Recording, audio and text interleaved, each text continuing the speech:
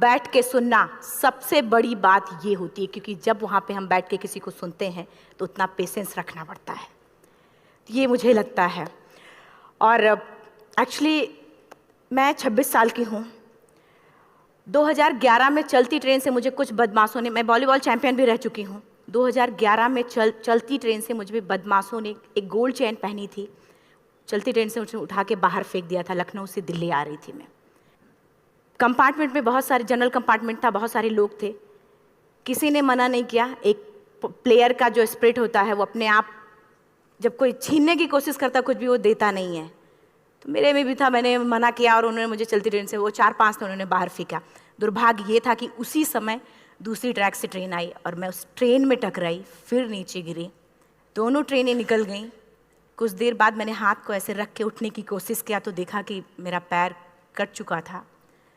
Thai को उठा के देखा, मेरा पैर ऐसे जीन्स में लटका हुआ था, ब्लड फोर्सफुली निकल रहा, दूसरे पैर की हड्डियाँ टूट टूट के बाहर निकल चुकी थी। पूरी रात मैं चिल्लाती रही, ट्रैक पे छोटे छोटे पत्थर होते, ऐसे चिल्लाती रही कि कोई बचा ले, कोई नहीं आया बचाने। और जब पूरी रात चिल्लाते चिल्लाते इतना कि मुझे दिखाई भी देना बंद हो गया, जब ट्रेन आता था तो वाइब्रेट होता था।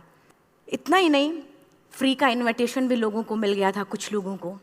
ट्रैक पे आपने ट्रेन की ट्रैक पे छोटे छोटे चूहे देखे होंगे, मेरे कटे हुए पैर पे आग के मेरे पैर कुतर रहे थे। मैं ब्रेन कॉन्शियस मेरा पूरा काम कर रहा था मेरे, लेकिन बॉडी में कोई भी मूवमेंट नहीं था। पूरे पल में वही चीज़ें सोच कि कैसे मैं अपने आप को कैसे बचा पाऊँ। लेकिन करीब पूरी रात ऐसे बीता। सुबह गांव वालों ने मुझे बरेली डिस्ट्रिक्ट हॉस्पिटल यूपी में है, वहाँ पे हुआ था ये।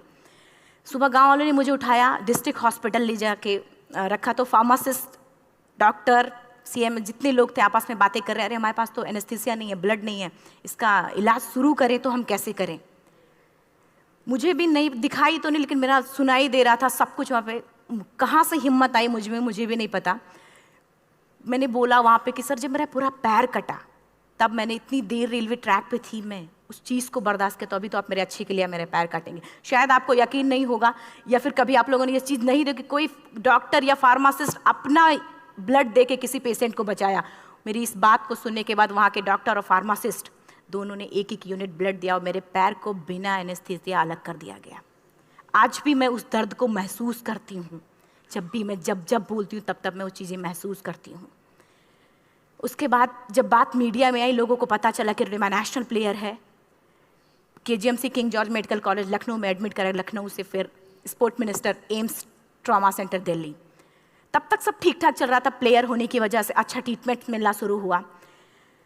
करीब 4 महीने मैं एम्स में रही।